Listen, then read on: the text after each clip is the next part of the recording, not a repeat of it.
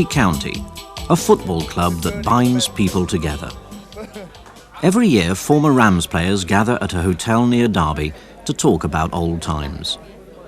Over dinner, old friendships are renewed and memories rekindled, great matches replayed and great goals scored over again.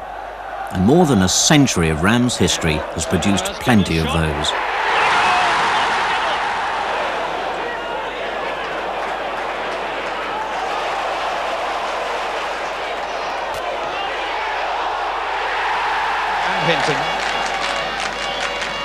Hinton.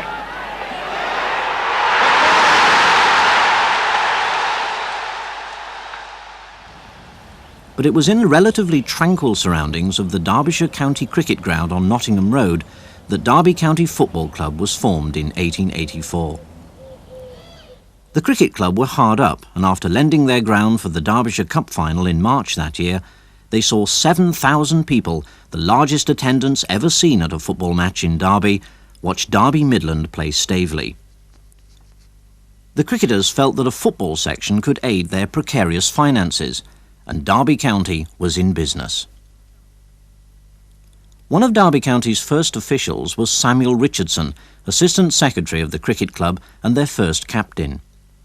In 1890 he was to leave Derby in a hurry after being accused of embezzling the cricket club funds.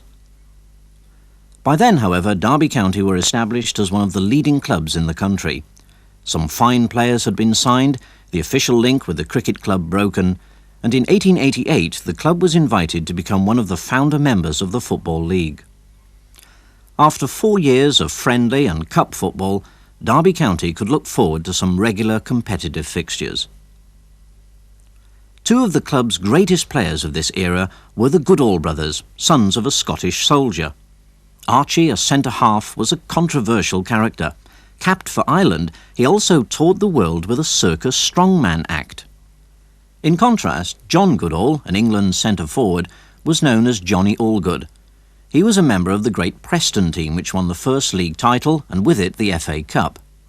The Derby secretary posted notices proclaiming John Goodall's arrival in May 1889.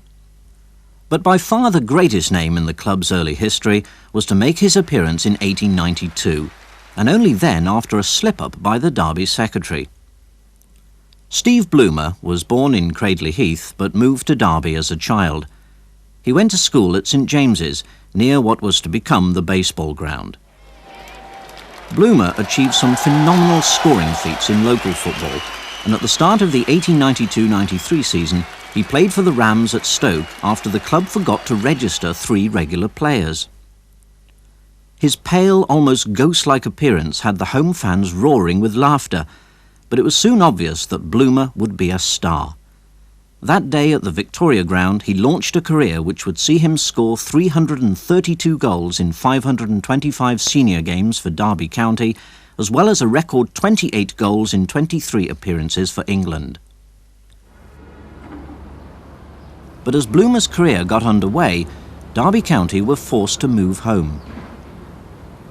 In 1895, the club moved to the Normanton area, where local industrialist Sir Francis Lee had built a sports ground for workers at his nearby factory.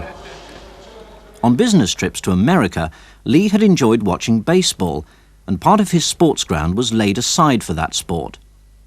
It was to here that the Rams moved permanently, and Lee even organised a Derby County baseball team, which won the English Cup in 1897. A year later, however, Derby County were involved in a cup final of a different kind. In 1898, the Rams reached their first ever FA Cup final, losing 3-1 to local rivals Nottingham Forest at the Crystal Palace. 12 months later, they were back in the final again, this time going down 4-1 to Sheffield United. And in 1903, the Rams played in their third final. Practice certainly wasn't making perfect. This time it was a 6-0 defeat by Bury, a record score in an FA Cup final to this day. The club seemed cursed. Literally, some were saying. The result of evicting a group of gypsies from the ground in 1895. These were topsy-turvy years for the club. In March 1906, they sold their great star, Steve Bloomer, to Middlesbrough. Supporters were angry, and 12 months later the Rams were relegated to Division 2 for the first time. In October 1910, Bloomer returned to the baseball ground to a hero's welcome, and the following season he led the Rams back into the First Division as champions of the Second. In Bloomer's first season back, he had inspired the Rams to the quarter-finals of the FA Cup, and although they eventually lost 4-0 to Cup giants Newcastle at St James's Park in March 1911, it was clear that the club was on the way up. Before football was suspended after the outbreak of World War I, the Rams were to be relegated and promoted again. Bloomer's career was drawing to a close, but other stars came to the fore, including leading scorer Jimmy Moore and centre-half Frank Buckley. After the Rams regained their First Division place in 1915, they had to wait 4 years to take it. And waiting in the wings was a manager who would propel the club into one of the best in the land.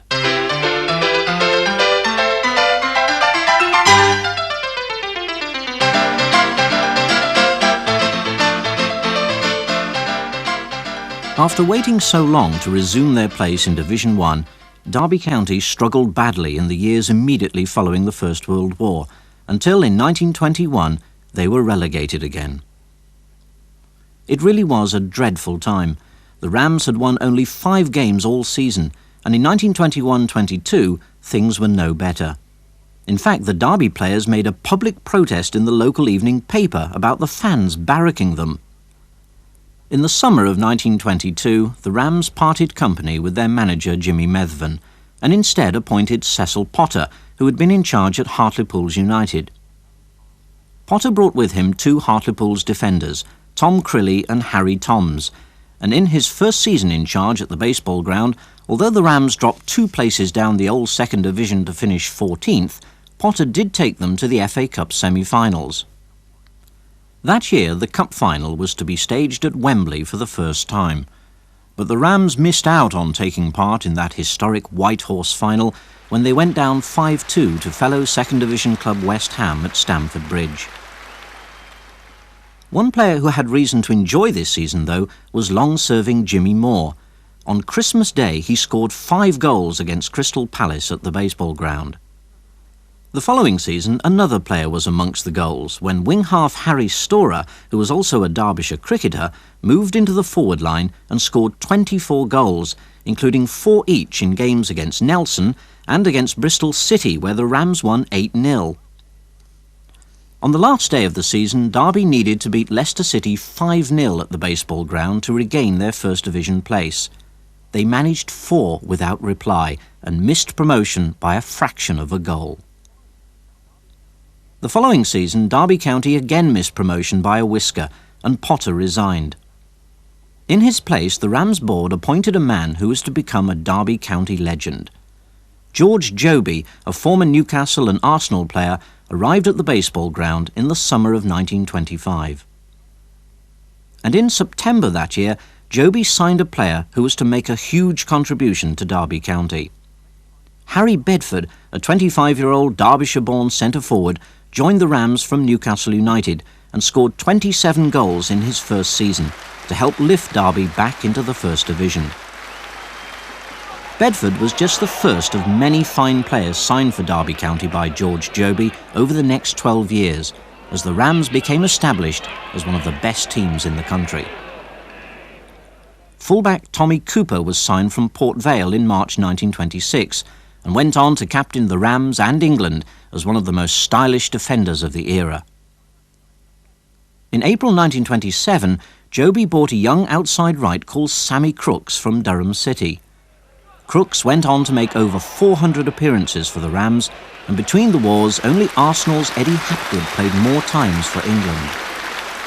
Joby's real skill lay in spotting talent in football's lower reaches, and in May 1928 he signed 2 young men from Midland League football, both of whom were to become great Derby County stars. Centre-forward Jack Bowers came from Scunthorpe United, centre-half Jack Barker from Dennerby United. Both were to play for England. Bowers was soon established as a major goal scorer, hitting a record number in one season. But still new players came in, and in March 1932 Joby signed the Hull City outside left Dally Duncan. He too was soon to join the Rams' international set when he was capped for Scotland. But although he was at his best in searching out potential, George Joby didn't balk at signing an established star when he had to. In November 1934, after Jack Bowers suffered a serious knee injury, Joby made a brave signing when he took on Chelsea's controversial Scottish international centre-forward Hughie Gallagher.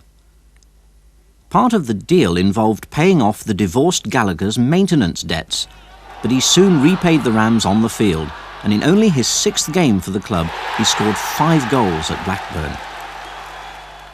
The Rams now had 8 internationals on their books: Barker, Bowers, Crooks, Cooper and Errington Keane of England, Duncan and Gallagher of Scotland, and Irish international fullback Sid Reed, who could get no further at the baseball ground than Derby's reserve team.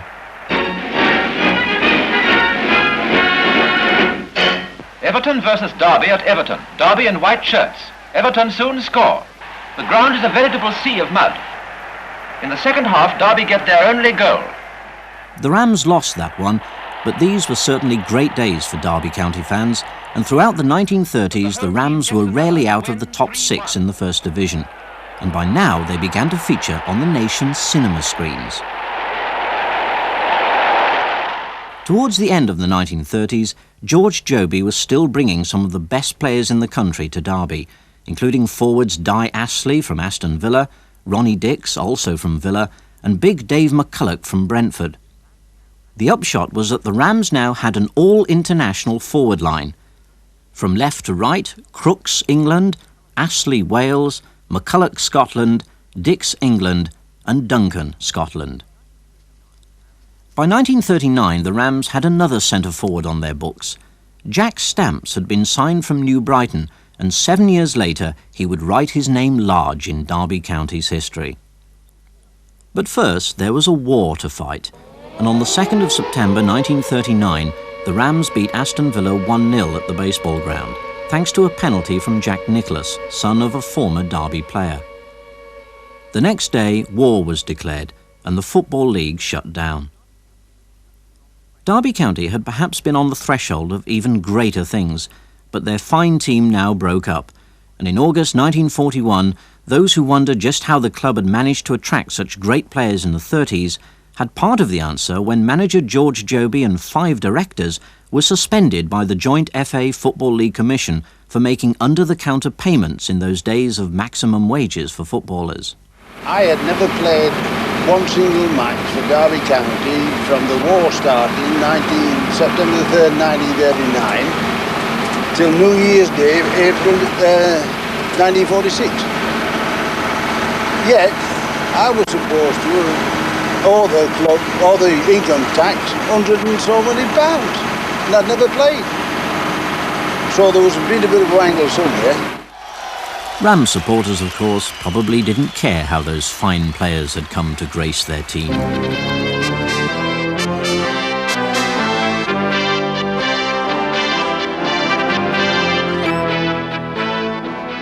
On Christmas Day 1941, the Rams opened for business again, with a friendly against the RAF. And the following season, the Rams joined the North Regional League with the help of guest players, pre-war professionals of other clubs who were stationed near Derby. In this way, 2 of the greatest footballers in the history of the game came to play for Derby County. Peter Doherty, the flame-haired Irish international from Manchester City, and Raish Carter, the silver-haired star of Sunderland and England, were both in the RAF stationed at Loughborough. They arrived at the baseball ground and formed arguably the greatest inside forward pairing ever to appear for a British club. He was tall, gingery, enthusiastic, he liked the ball, he could beat his man, he was quick, and I was a fellow who tried to help everybody, pick the ball up shorter, but I had a tremendous left foot, and my right foot wasn't bad either. And we got together and we did some excellent things. And of course we had Sammy Crooks on one wing and Dally Duncan on the other, and Big Jack Stamps up the middle. And I don't think you would find a better forward line anywhere. As guests, Carter and Doherty helped the Rams win the Midland Cup in 1945, Doherty scored 5 goals in the second leg of the final against Aston Villa at the baseball ground. A year later, now officially transferred to the Rams, Carter and Doherty helped Derby County to win the FA Cup for the first and so far only time in the club's history. That first post-war season saw the Cup staged over 2 legs up to the semi-final. 1-1, and that was the result. So the battle had to be fought all over again. Well, the first semi-final, as you know, was at Hillsborough, and 65,000 was there that day, and it was a real battle. It was a battle. And the right winger of Birmingham, he had a real tussle with Jack Parr, didn't he, that day, and a draw was a fair result, I thought. And then the replay at Manchester, that was a better game, I think, because we won. Yes, and there's 80-odd thousand there, 82,000, 83,000 there at a midweek game. Yeah, and there were so many people in, they were sat round the touchlines, weren't they? And we had to shift them to before we could start. So to throw the ball in and corner kicks, and it all boiled down to the extra time goal that Peter Doherty scored. Yeah. The Rams won the replay 4-1, and a few days before their first ever Wembley Cup final, Movietone cameras visited the baseball ground to meet the team. It's a very happy and proud occasion in the history of Derby County Football Club to play in this forthcoming FA Cup final at Wembley on the 27th of April against Charlton Athletic. And I feel confident and sure that this team will give of their best, and I sincerely hope that they will bring the cup back to Derby for the first time in the history of the club. In the final as well, I mean, Vic Woodley, he was a good goalkeeper, and we had a wonderful team spirit, didn't we? Yes, and what about Jack Nick as a captain? I think we got a good balance there, because we got ball winners in you, Chick and Jack. We got footballers in Peter and Ray. I was a runner. Dally was an artist. Yes, and there was. The forward line as well. They got the balance. They got the balance. Jack took all the knocks for the. Yes, he was big and strong, and he always knew that he'd fight for every ball.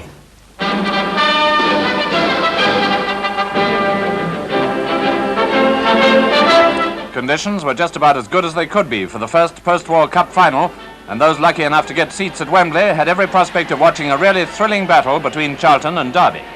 I went to watch a cup final first at Wembley, cost me 3 and 6, and 9 shilling return on the train.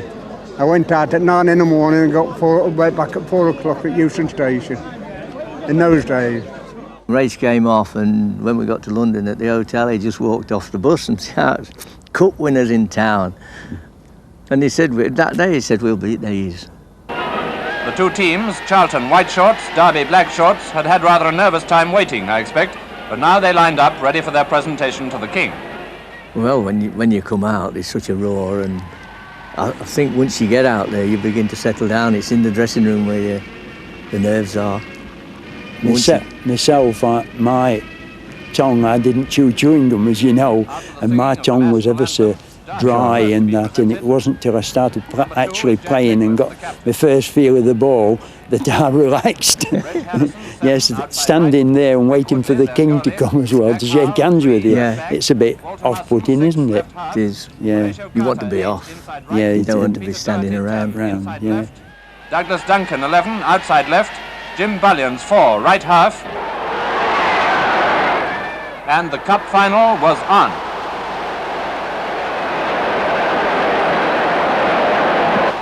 And it was Carter who provided the first really big thrill when he netted. But he was offside, though it took the crowd some time to realize it. Time, and still 1-1, so an extra half an hour has to be played. Welsh, having again won the toss, Derby kick off. They attack and keep on attacking. Now they're well on top of a tiring Charlton. Within a minute or so from an opening made by Stamps, Doherty makes it 2-1. Another 10 minutes play and Derby all out for the kill. Jack Stamps, their centre forward, beats Bartram to make it 3-1.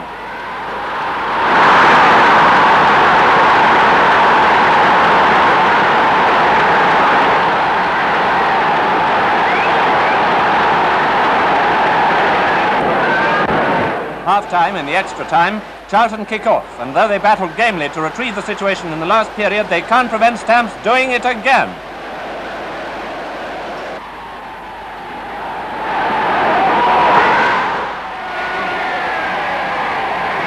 Derby had well and truly laid the curse. Jack Nicholas, who'd been a tower of strength throughout the match, now had his reward. And early the following week, over 100,000 people thronged the streets of Derby as the Rams paraded the cup aboard a beer dray en route to a civic reception at the police station.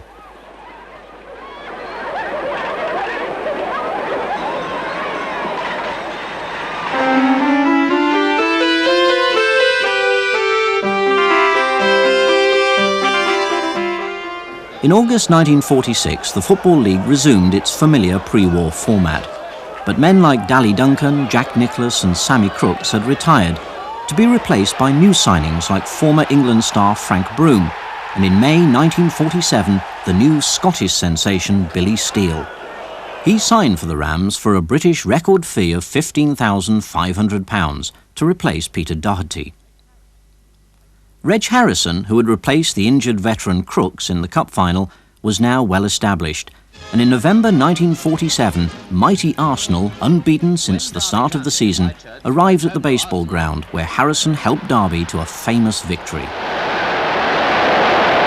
The goal followed a corner by Carter. The ball went to Morrison and then to Harrison, who scored. So Arsenal have been defeated at last.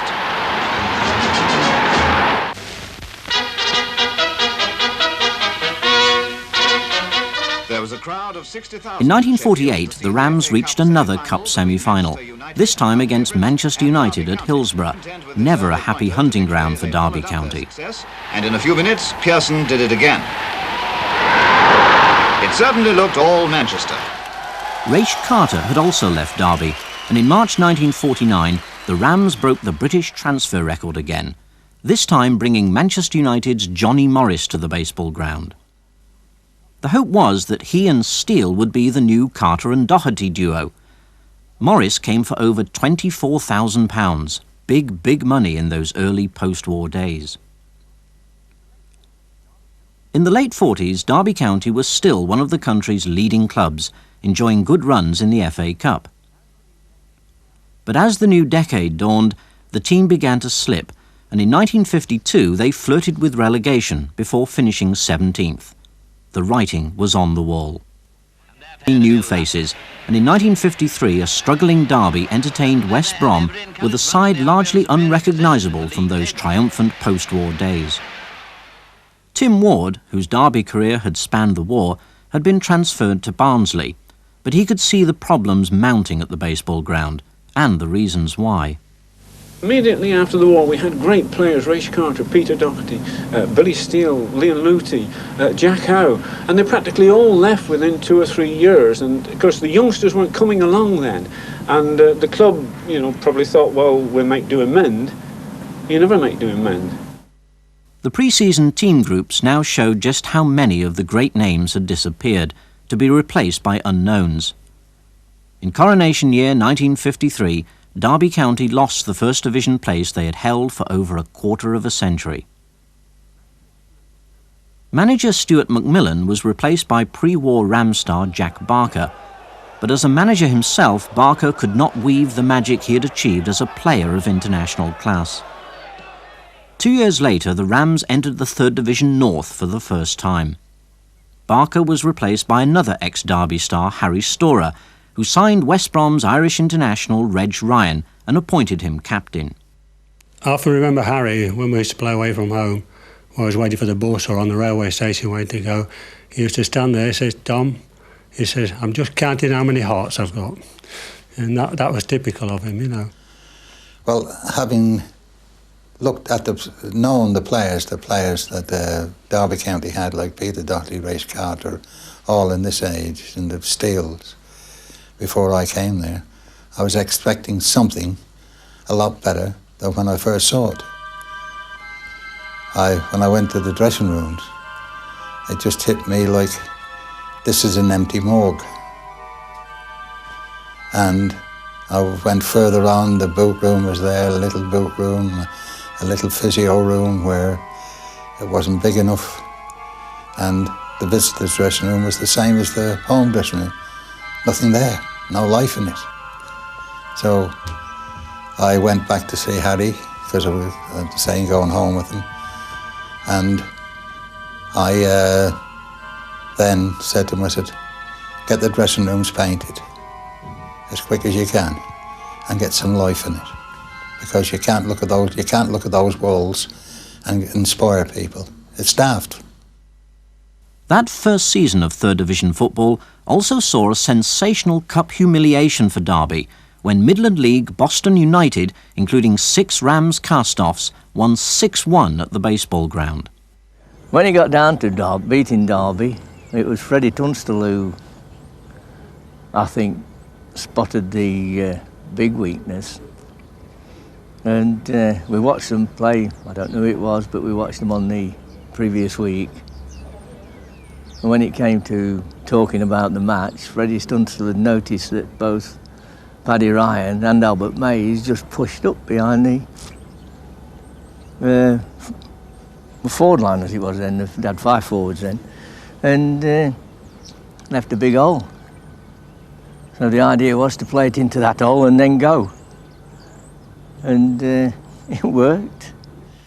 Well, it was disaster, because we didn't play at all.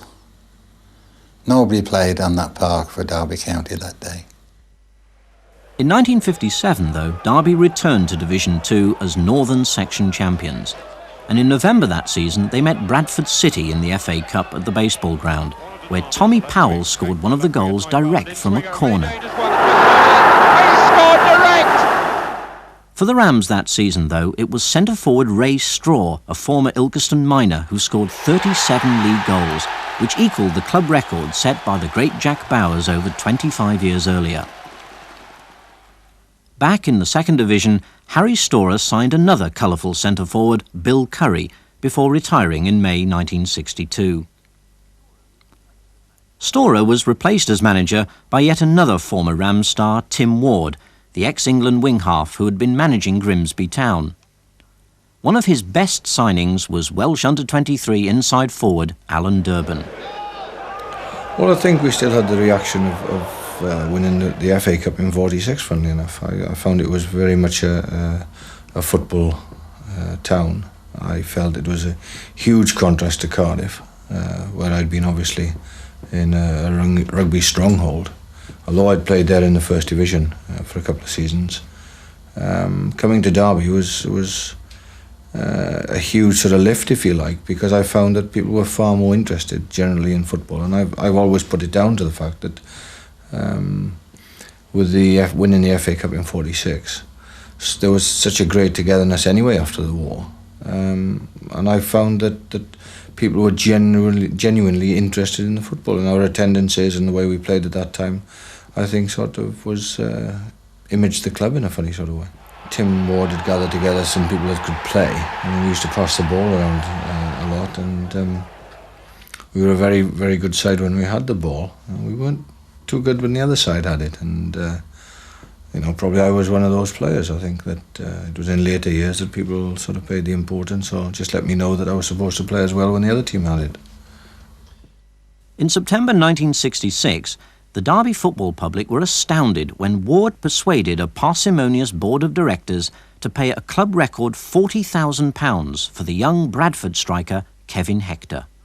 And that was a very, very big buy for the club at that particular time, because I think previously we'd paid 2,000 or 3,000 for Eddie Thomas, we'd paid 10,000 for myself. I think Bobby Ferguson and Hughes were about the same price, and suddenly we went overboard and paid this fee for Hector. And people felt that the directors actually wanted to do something about the whole situation. But unfortunately, the unfortunate part completely was the fact that Tim Ward wasn't included in these plans. And I remember, funnily enough, coaching at Christ College Brecon. I'd been come off the cricket ground one afternoon, and somebody said, you've lost your manager. Ward was sacked along with Chief Scout Sammy Crooks and trainer Ralph Hann. The year also signalled the end of the great career of Jack Parry, who had made over 500 appearances for Derby County. Parry had been a great dressing room influence, as Jeff Barracliff recalls.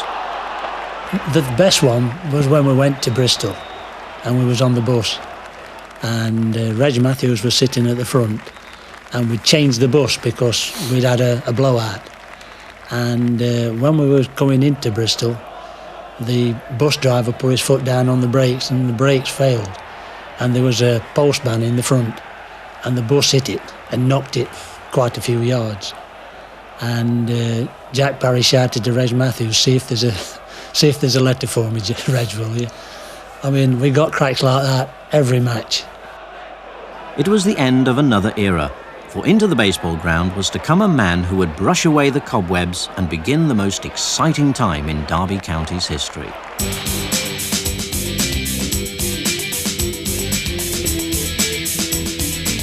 Rams chairman Sam Longson had declared that soccer was a young man's game, and that's exactly what he gave Derby County when he signed up a new manager in the form of the ex-Middlesbrough and England centre-forward Brian Clough, at the time cutting his managerial teeth with 4th Division Hartlepool United.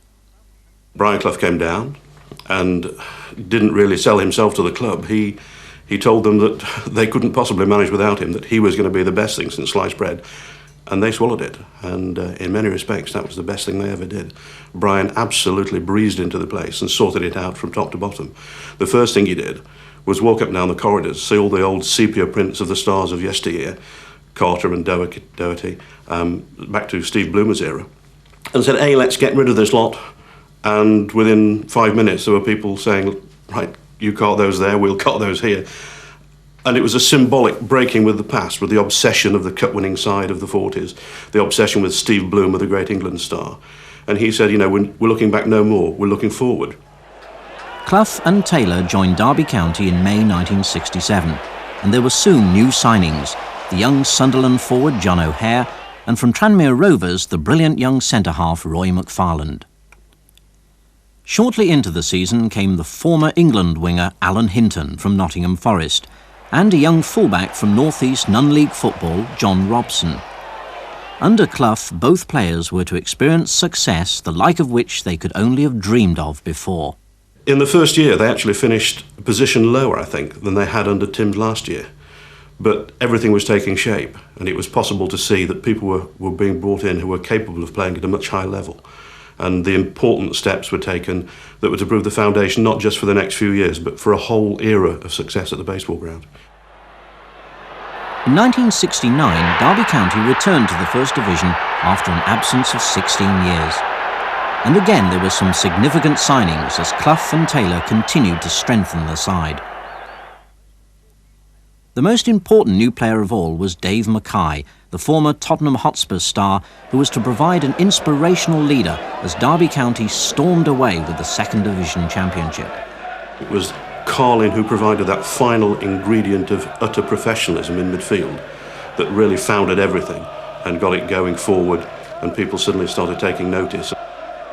Earlier in the season, there had been some great baseball ground nights in the League Cup when Chelsea and Everton were beaten. Those two matches remain to the forefront of Rams folklore, golden memories of a fantastic era.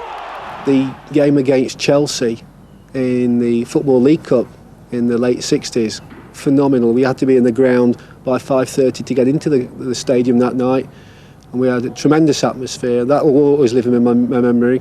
The two that stick out in my memory are both night matches. Night matches to me were more enjoyable for some. Still are, to come and watch football. I enjoy going out, watching football at night. And Everton and Chelsea in the League Cup in the one season, may have been consecutive rounds, I'm not too sure, but they were the two most exciting games for me. I think we're still the Second Division side, and we knocked them both out of the League Cup with some superb football. Big audiences had returned to the baseball ground, and in September 1969, only a month into the Rams' first season back in Division 1, a record crowd of 41,826 crammed themselves into this famous old ground to see the great Tottenham Hotspur, Jimmy Greaves and all, hammered 5-0. There were more 40,000 plus attendances at the baseball ground as teams like Manchester United attracted bumper crowds. More important, the Rams were winning their games against the top clubs, and at the end of the season, Derby were fourth, a remarkable achievement on their first season back in the top flight. In the Tottenham game, we won 5-0. I finishing one off Mike England, and a back pass, and we absolutely slaughtered them, beat them 5-0, and it could have been a lot more. And we had a period, I think, within a couple of months there of, we then beat Liverpool 4-0. And the quality of the football was terrific in terms of when we got the ball, and we always seemed to end up with a fairly good attack. And we had a fair amount of goal scorers in the side. I mean, John O'Hare, Kevin and Alan were always capable of getting goals, and Archie'd nip in with the odd one or two. And we were so good defensively that I was able to, some people called it cheating, I called it being a little bit cunning. I never felt that they needed me back there an awful lot, so I was able to link up quite a bit and always be the first one up to support the front three. Alas, it did not earn the club what would have been its first season in European football, for the huge attendances and incredible interest in the Rams found the club's administration wanting, and Derby County were fined £10,000 and, worse, denied a place in the following season's UEFA Cup after being found guilty of gross negligence in their administration. In February 1971, the town of Derby awoke to find that the main employer, Rolls-Royce, had called in the receiver. Yet at the same time as thousands of the club's supporters faced the loss of their jobs, Brian Clough went out and spent a British record fee of £170,000 for a defender, Sunderland's Colin Todd. Earlier in the season, Clough had paid £50,000 for the Preston midfielder Archie Gemmell, and if the Rams eventually drifted to a mid-table place after suffering a number of injuries, there wasn't now long to wait before the ultimate prize was at hand.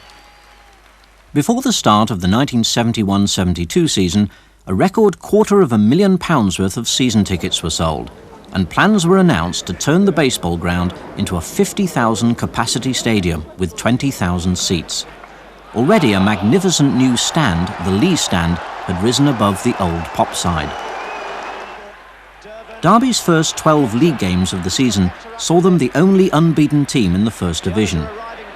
Thereafter, there were some memorable moments as the Rams vied for the championship with Liverpool, Leeds and Manchester City, as well as enjoying a good FA Cup run and winning the sponsored Texaco Cup.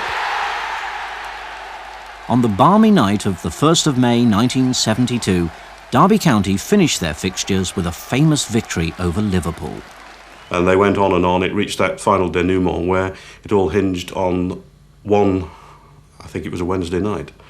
And Derby County weren't in action, and Cloughie typically had sent them all off to Mallorca. He was in the Scilly Isles, and it hinged on two games. Liverpool were involved in one game, Leeds and Wolves were involved in the other, and the results went exactly right for Derby County, and they ended up as champions. The cynics, particularly those in Leeds, said that it was by default. In fact, it was a magnificent achievement. They'd sustained quality throughout the whole of the season and had overtaken the sides that had been assembled at massive cost and with any number of internationals playing for them. And people, I think, suddenly realised that Brian Clough was the best manager around and as good as anything that there'd ever been, because he hadn't just taken a pretty good club and made them successful.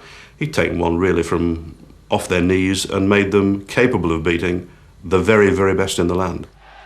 The following season, Derby took their place in the European Cup, and in the second round met the legendary Portuguese champions Benfica at the baseball ground. And had some great European trips. We did very, very well. But unfortunately we came up against a very good Juventus team in the semi-final. And that was the end of our run. We had a really good run, got to the semi-finals, but I think Juventus were just a bit too good for us.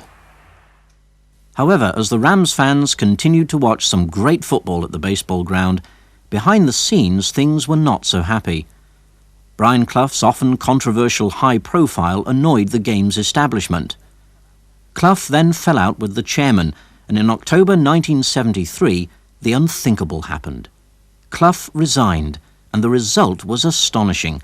The players threatened to go on strike, and a protest movement got underway. Of course, it was to no avail, and although the shadow of Brian Clough lay over the baseball ground for a decade and more, the greatest manager in the club's history was gone. I don't really know what was so special about him, to be honest. I don't think anyone could really put their finger on what's special about him. Strange person, eccentric in his ways, totally unpredictable at times, but he had a great knowledge of football.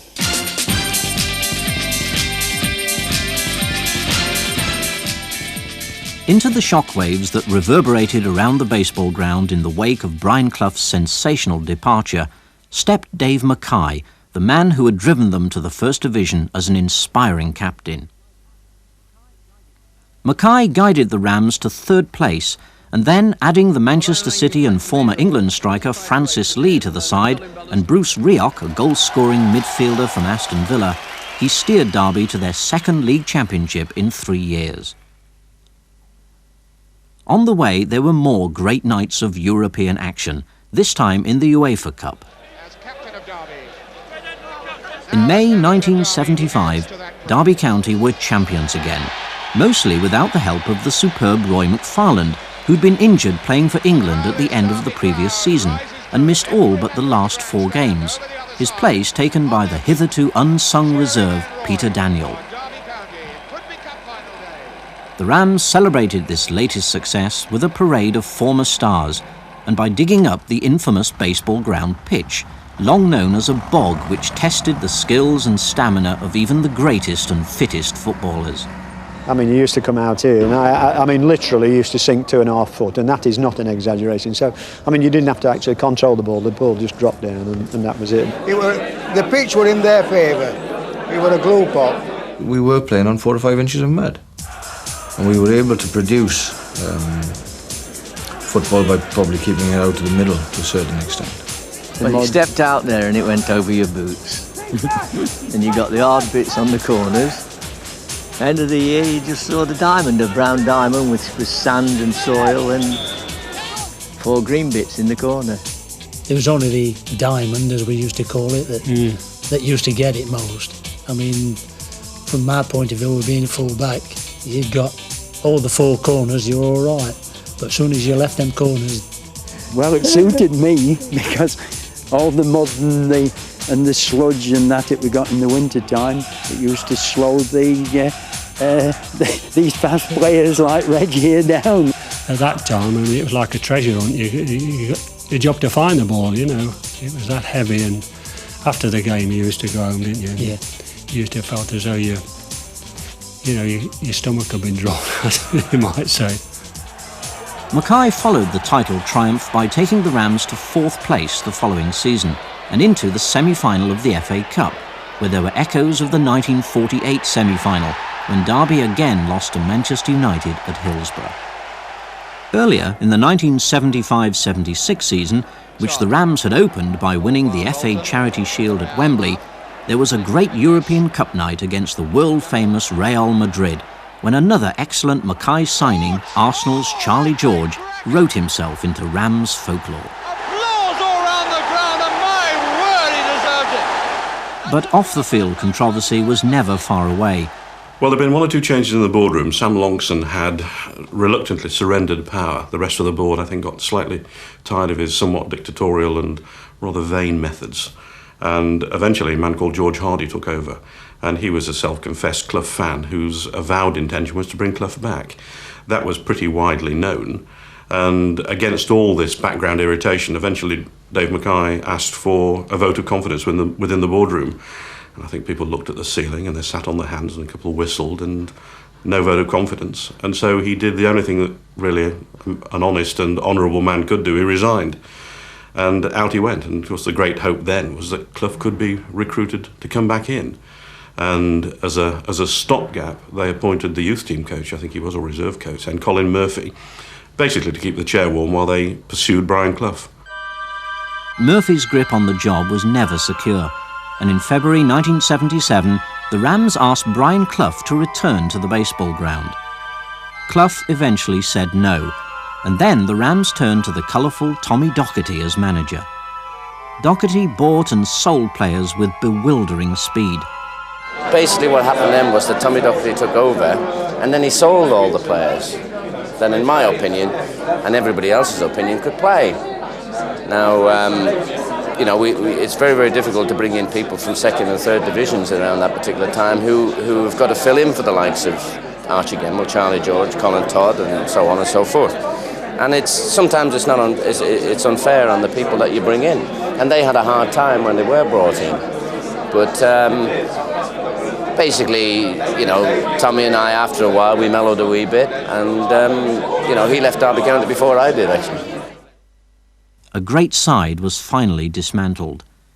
Great names disappeared from the baseball ground, and in 1980, under yet another new manager in Colin Addison, the Rams were relegated back to Division 2. One of the greatest names to go was Kevin Hector, after nearly 600 appearances and over 200 goals. In 1982, Addison was replaced by his assistant, John Newman, and then Brian Clough's former assistant, Peter Taylor, came out of retirement in a bid to halt a further decline. Taylor achieved short-term success, preventing a drop to the third division with a remarkable late run of 15 games undefeated and overseeing a memorable FA Cup victory over Nottingham Forest, who Clough had taken to European Cup glory.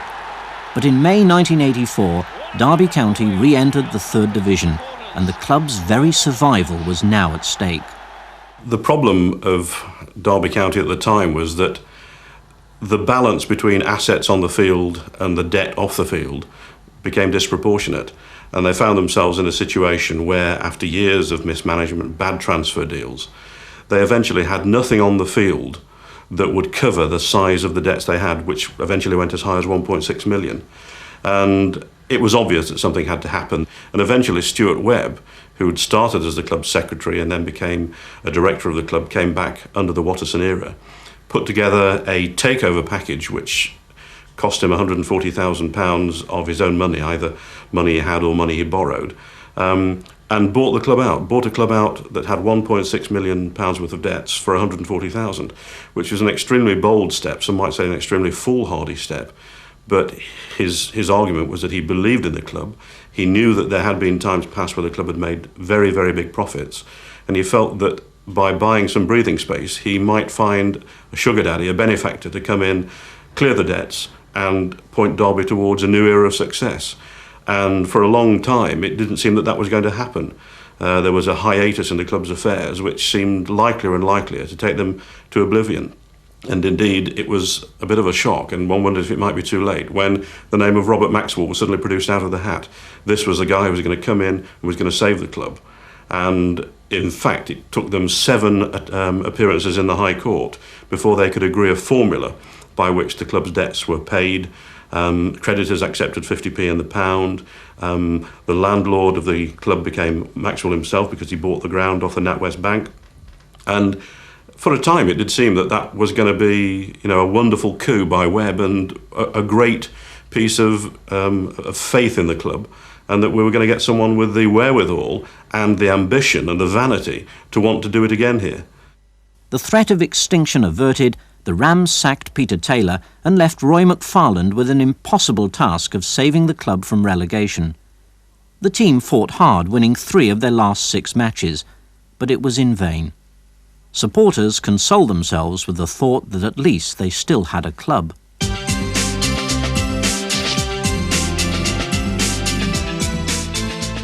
In May 1984, during a short period when Stuart Webb was chairman of Derby County, he brought a new manager called Arthur Cox to the baseball ground. Cox, with new players like John Gregory, Gary Micklewhite and Trevor Christie, alongside the popular goalscorer Bobby Davison, took Derby back to the second division in 3rd place in 1986.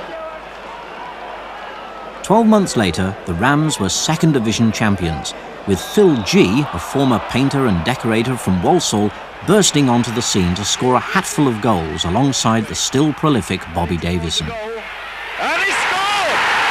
A superb Phil G goal! The Rams struggled in their first season back in Division 1, despite Maxwell funding the signings of the great Peter Shilton and his Southampton and England colleague Mark Wright. Shortly into the 1988-89 season, the Rams broke the £1 million barrier for the first time when they signed the Welsh international striker Dean Saunders from Oxford United, another club controlled by Maxwell. Saunders helped the Rams to 5th place, and every Derby fan held his breath and waited for more big signings and a serious assault on the game's top honours. I mean, dealing with Maxwell, really like arguing with a squash ball. He was here, he was there. 1 minute something was okay, the next minute it wasn't. And one could see all this being conducted against the backdrop of what we now know was complete chaos in his own personal and business affairs. So it was an extremely difficult time for Derby to have to argue and negotiate with a man whose own fraudulent activities were obviously, to a certain extent, dictating the way he was doing business with Derby. And the only way out of it for Derby in the end was to sell their two greatest assets, who were Mark Wright and Dean Saunders, to Liverpool for £5.2 million, with most of that money going straight into the pocket of Maxwell. But by that means, the club was brought back into local and private ownership. But the next owner, newspaper millionaire Lionel Pickering, did give Cox millions to spend. And although immediate results were disappointing, there were still some great baseball ground occasions.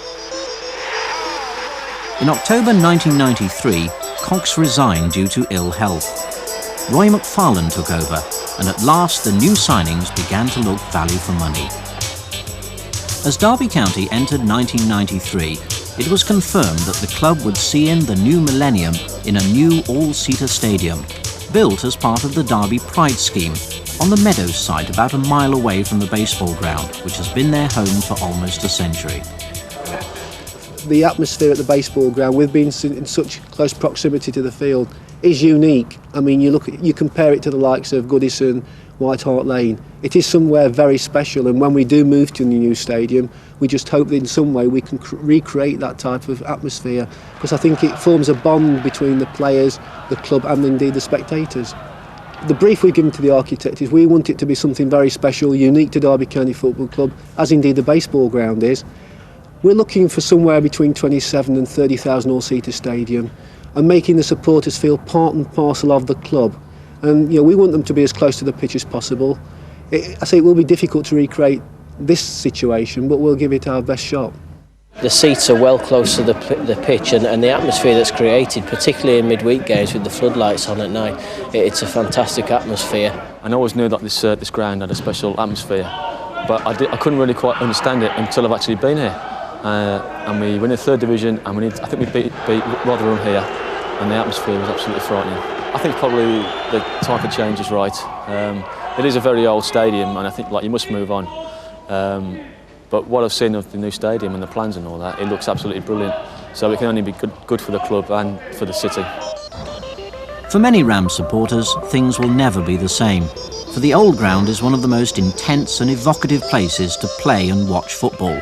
Steeped in history and full of ghosts, Bloomer and Goodall, Bowers and Barker, Crooks and Duncan, Stamps and Doherty. One thing everyone agrees on is that Derby is most certainly a football town. Even now, I mean, it's nice from my point of view to go into town now and people stop and want to talk, and people even say thanks for the entertainment you give me. It was great. The town was absolutely talked about football, full of football. Where I lived, the local cricket, I used to mix with the people who watched the games. It was just, they all used to come and watch the game, and it was just really good to be a part of it. We do tours of the ground, and old age pensioners come down at the age of 70 and 80, and they've got nearly tears in their eyes when they look around the dressing rooms and think, George Joby was here, and Race Carter, and Steve Bloomer played on this stadium. I mean, we get a little bit blasé about it working here all the time, but I don't think we can underestimate the role that the club plays in the community. The ground's really good atmosphere, and a lot of singing, and it's good noise, and noise keeps in the ground. When the team's playing well and there's a buzz around the town, you can sense it. It's very, it's not that big a city that, you don't get that sort of sense of a feeling and people talking about it and wanting to be involved when they're playing well. Time moves on, and Derby County has to keep a pace. There will be new glories, new memories to manufacture as the Rams go marching on.